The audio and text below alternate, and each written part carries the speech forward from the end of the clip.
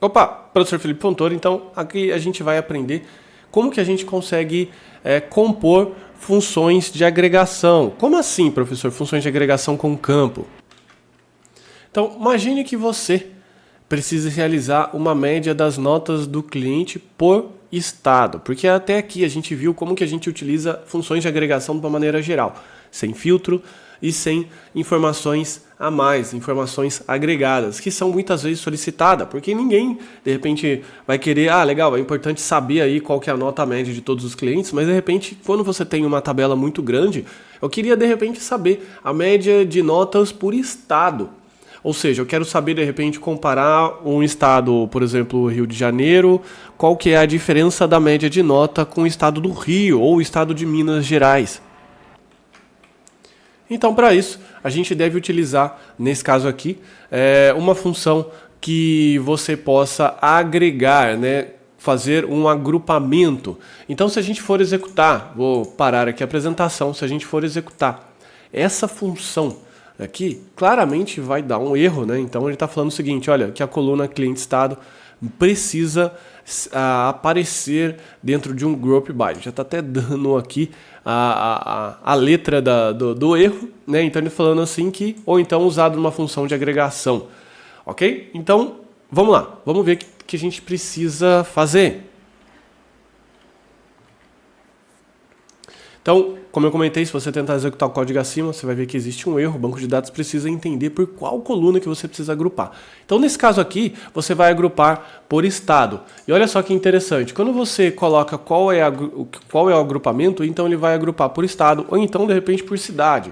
Eu quero aqui cidade, porque o nosso banco de dados é pequenininho, então, de repente, a gente pode ver. Então, aqui na cidade de São Paulo, que eu sei que existe mais de um cliente, a média da nota é 3.4. Nos outros é 3, 3, 4, 1, enfim.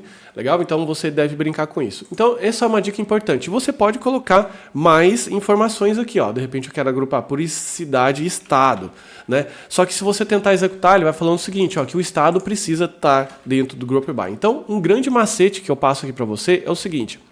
Todos os campos que você for adicionar após a função de agregação, que a função de agregação, como você viu, é AVG, SUM, MIN, máximo, enfim, count, legal? Você precisa, né, os campos aqui você precisa colocar no group by, senão o banco de dados não vai entender. Se você misturar funções de AVG, SUM, essas funções de agregação que você acabou de aprender, junto com campos, você precisa colocar todos os campos, entre aspas, comuns, aqui dentro do group by. Então essa é a grande sacada que eu passo aqui para que você possa entender direitinho. Bacana? Então agora o que você precisa fazer? Você precisa começar a brincar com o SUM, com o MIN, máximo, count, junto com o group by, em todas as tabelas que você já tem aí no seu banco de dados. E por que isso é importante? Porque o group by, para ser bem sincero, é uma das funções mais importantes, porque raramente um relatório ele começa pelas informações detalhadas. E por que eu estou falando tanto de relatório? Porque o banco de dados ele é utilizado 90%, eu diria, claro que eu não tenho estatística de todos os bancos de dados do mundo, mas pela minha experiência, 90% do tempo ele é utilizado para recuperar a informação. Ou seja, ele é mais utilizado com o select do que os outros, né? Porque você vai acrescentando informação e uma hora você quer tirar a informação de lá. Então, essas informações, no momento que você tira, elas são sempre exibidas em formato de relatório. E esses relatórios você vai utilizar uma outra linguagem de programação para fazer. O relatório PDF, de impressão, enfim. Mas no nosso caso aqui, a gente vai se limitar aos resultados.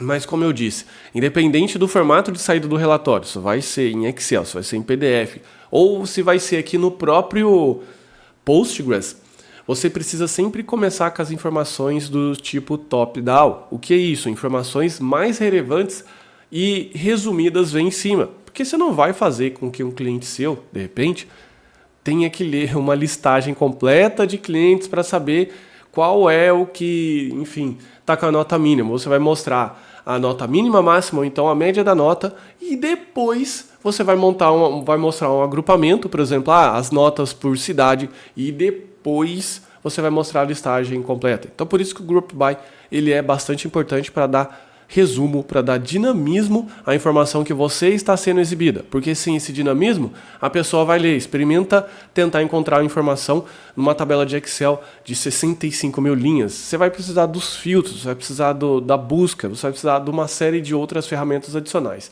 Então, no relatório, no momento que você exibe essas informações, você também vai precisar criar informações resumidas e informações agregadas, beleza? Então fica aí a tarefinha para que você possa estudar, rever as outras aulas das funções e brincar também. Bacana? Então eu vou ficando por aqui. Um forte abraço. Tchau, tchau.